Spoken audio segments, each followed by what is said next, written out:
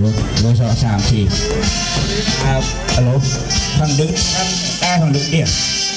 ถ้าได้ยินเสียงตัวเจ้าสวัสดิ์นะจู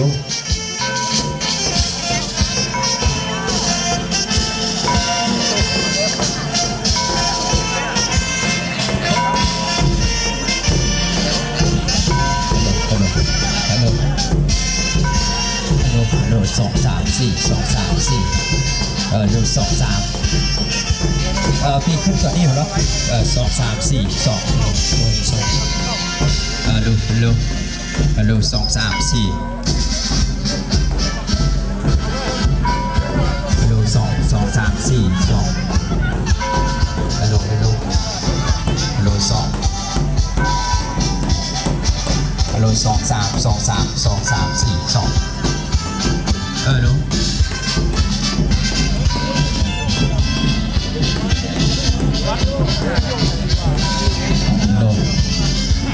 พี่น้องจังฟังดึงได้เดี๋ยวนะครับเนอะพาทุกเจ้าคนสวนชยัดโตกันนะครับนะเ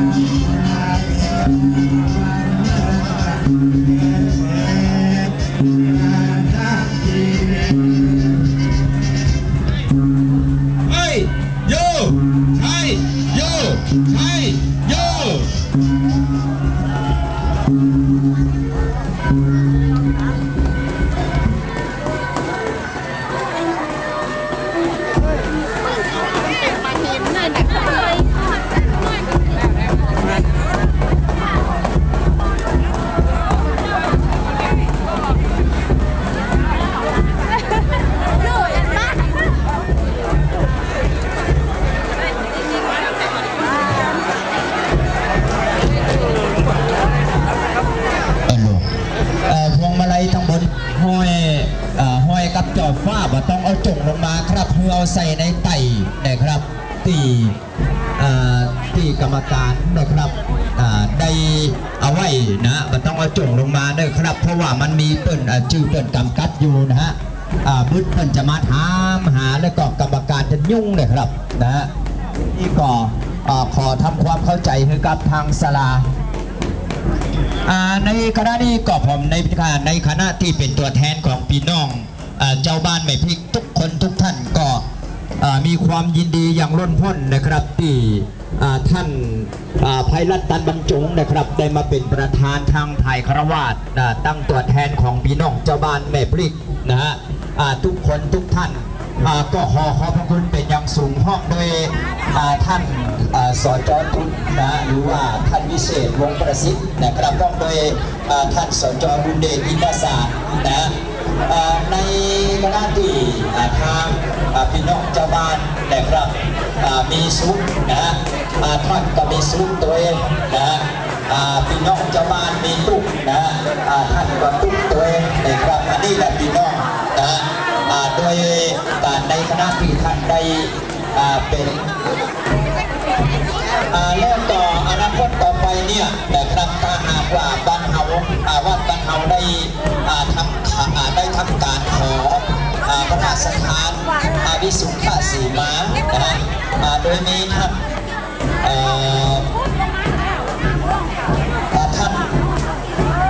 ไพรัตน์ตันบรรจงนะท่านไพรัตน์ตันบรรจงประกอบจะได้เป็นเจ้าภาพปลูกเองนะครับ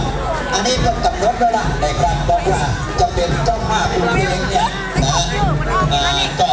จะมอบให้ทางวัด100,000 บาทนะครับปลูกเองนะวันนี้นะครับวันนี้ก็มีหลายสาขาหลายท่านนะครับที่ได้มาร่วมงานประกอบของพระพุทธรูปสูงครับ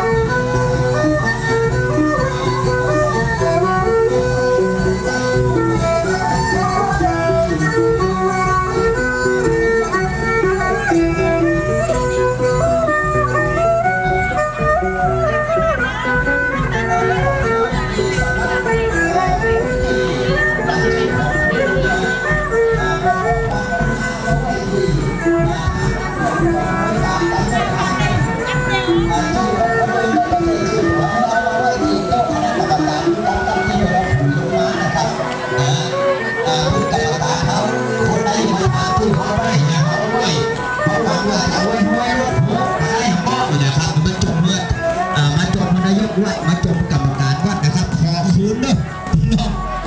แล้วกำเดียวนะครับกำเดียวถ้าหากว่าเรียบร้อยตั้งตีปลดออกจากจ่อฟ้าแล้วมาต้องถือเที่ยนะพี่น้องมาต้องโยนลงมาเที่ยเอามันตกลงมาเก็บมาไว้กำครับเก็บมาไว้กำบัจเจจื้อของตัวเก็บมาไว้กำนะครับเนี่ยพี่น้องกินใหญ่ตันหลวงมันสนุกสนานม่วนงานแบบใจน้อยนะฮะ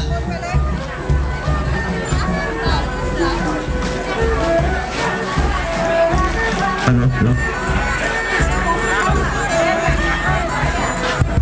ัลโหล2 3 4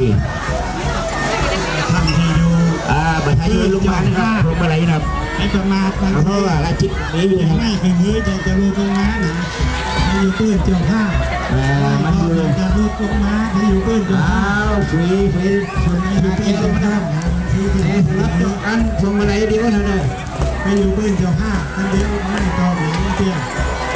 แต่ไม่ถึงนี้จะรู้ตรงนั้นหลังจากนั้นก็อยู่ปืนเจ้าผ้ามึงพี่น้องไปอยู่ปืนให้นะครับเดี๋ยวไม่จะรู้ลงมานะครับแต่ง่ายดีนะไปอยู่ปืนเจ้าผ้าเอาฝืนก็เราจะว่าได้ ย้อนมาท้าถุยถือข้างนอกแม่ถือข้างนอก มาท้าถุย ตามควางแม่ไปอยู่ปืนเจ้าห้าบางทีไม่จะหลุดลงมามักมีบ่อยๆเห็นไหมคนขึ้นหลายมันไม่จะลุยลงมาไปอยู่ปืนเจ้าห้าแล้วถือต้องแม่ถือ ชาเราอยู่ในกระสอบมาท้าถุยใช้อยู่ในซ้อมถุยเถอะอันนี้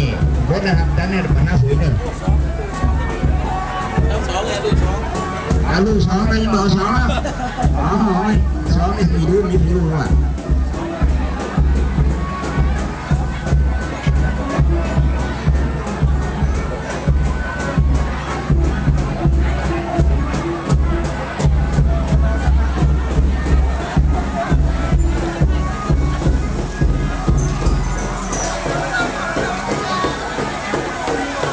มูพี่น้องไปอยู่ปืนนะครับเขาขวดระวังไม่ก็ได้ครับแต่โต๊ะจะหัวนะกันหนึ่งเข้าเนาะ ก็ได้ถือแล้วถือท้อง โมดำบนก็พยายามถุยมาไก่แล้วดิเราหาดก้าไงหัวไปรถจะเพิ่น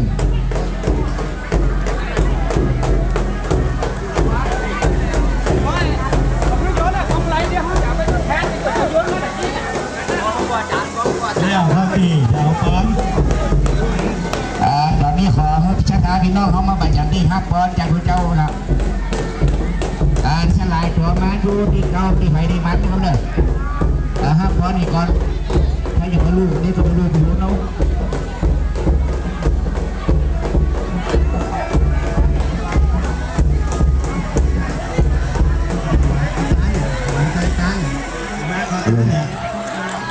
ตอนนี้ผมจะห้องเจ้าภาพสำลักนะครับมาเกณฑ์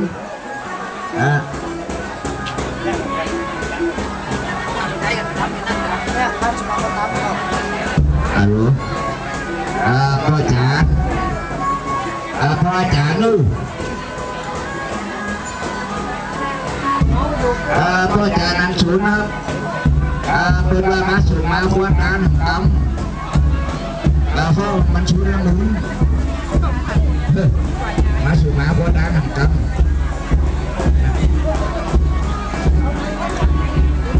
สู่มาบวชงานกรรมหน้าผมมีชุดไว้มาด้วย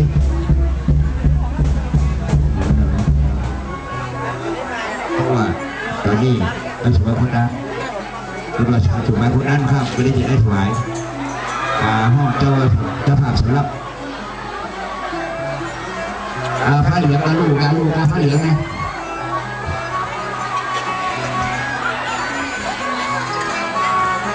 อาจารย์นั่นเถอะมาแค่นี้ก็อาจารย์เอาขาดได้น้อยนี่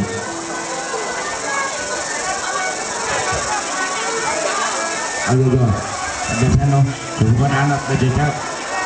เอาอันนี้เราไปเถอะเราเตรียมไปดูนะ